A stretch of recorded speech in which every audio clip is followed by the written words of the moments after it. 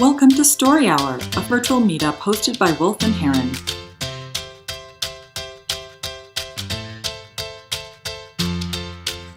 Go ahead, John. You've got the stage for 5 minutes. Okay, so I'm a writer and I wrote this. So in contrast to the other storytellers here, I'm going to be basically reading. I'll do some paraphrasing and stuff, but I began this story a while ago and then forgot about it. So that it makes sense when you see it written. It just like you need an explanation when you're hearing it, because I just wrote 2/3 of this, like within the last hour or hour and a half. So, all right, I'm writing this story instead of sleeping, which is what I really want to do because the locusts deserve to have their story told. My wife, Sarah, was diagnosed with breast cancer in the fall of 2016. She had a tumor about the size of a racquetball that had gone unnoticed because she was nursing our daughter, who was 7 months old at the time. The good news is that the cancer was non-invasive, confined to the ducts of her left breast. Based on biopsies and other tests, her oncologist thought Sarah's prognosis was very favorable. She would almost certainly be alive and healthy 5 years down the line. And she is. She's doing great. Objectively speaking, there was every reason for optimism, almost from the time of the first appointment. I made all the calls I needed to make to friends and relatives so Sarah wouldn't have to be the one dropping bombs on everyone. It was obviously easy to what she was going through. She was the one doing an abrupt, painful weaning off breastfeeding, and she would be the one getting a double mastectomy 3 days before Christmas. I didn't have to be brave. It was good enough just not to be a wimp. It was easy to portray a positive attitude. So rationally, I was authentically optimistic. It was easy to look at this through that lens, through a logical lens, and feel optimistic. Emotionally, though, I felt pessimistic and very bitter. There were some dark days because, we were dealing with cancer. And then I started hallucinating.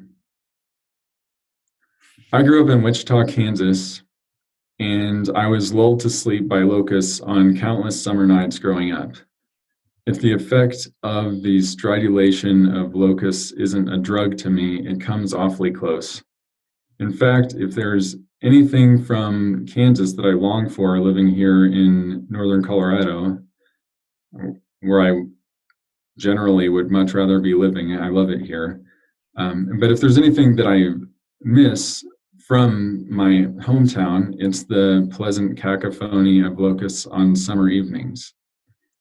But in those dreary months, overshadowed by appointments and medical jargon, surgeries and radiation, I had visitors almost every evening.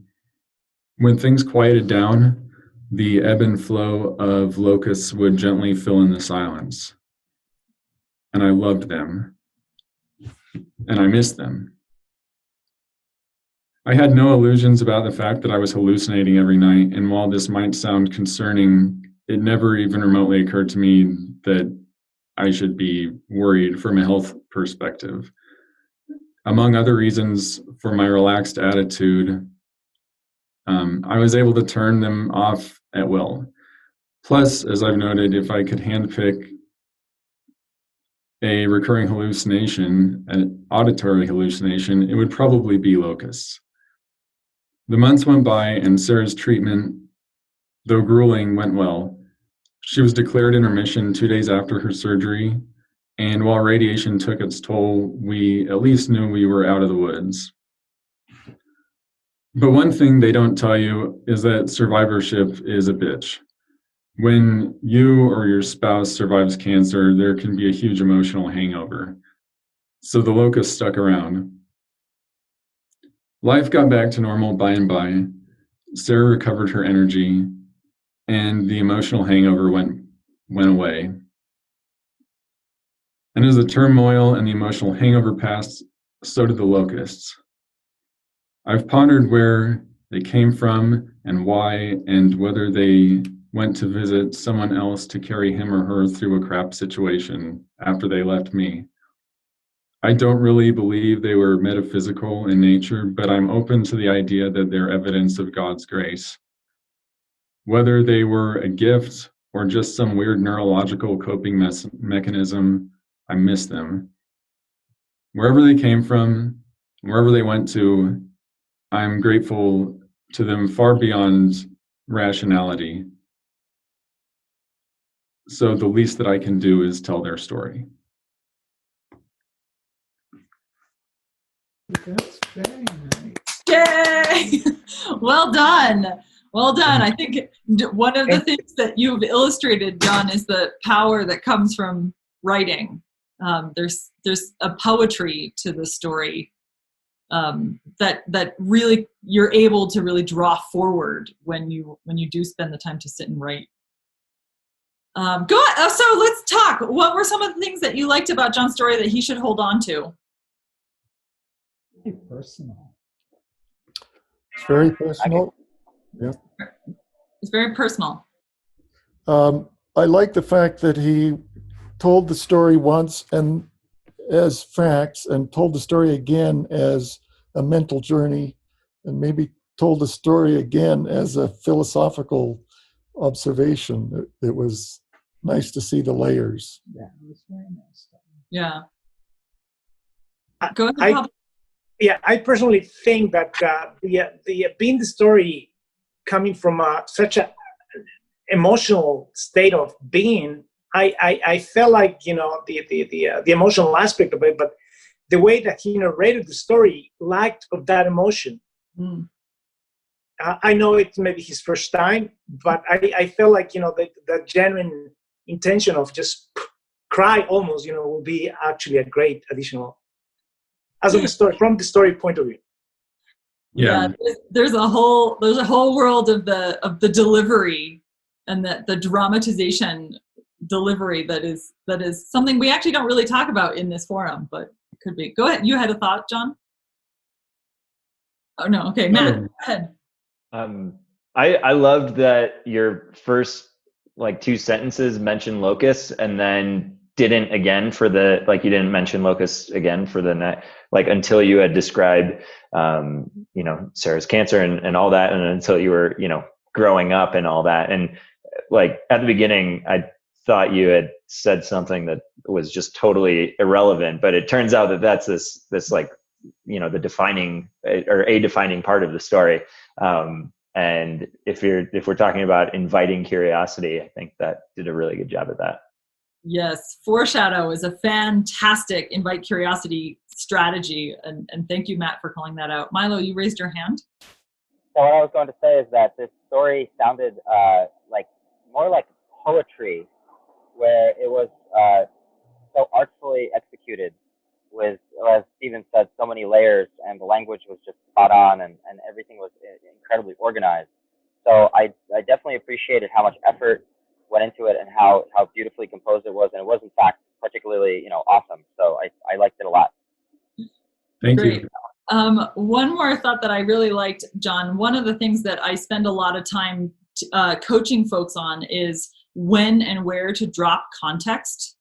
And even though your growing up in Wichita happened first, you didn't tell it first. You tell it when you want to introduce the locus, and you want to introduce, okay, what's relevant now.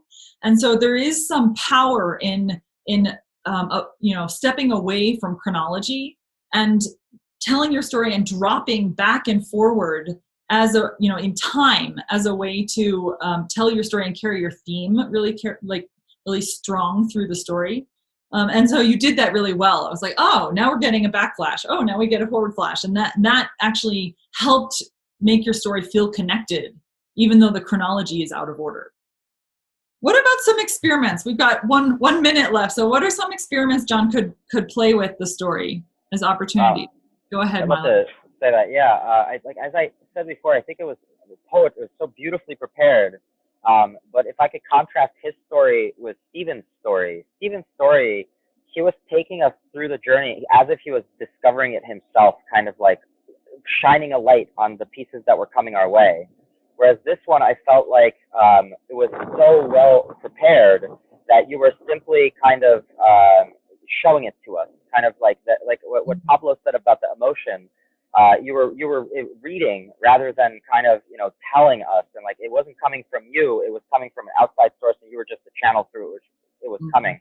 So I think in terms of storytelling, you can connect emotionally with the story more and kind of bring it to her. I think that's the best way to say it.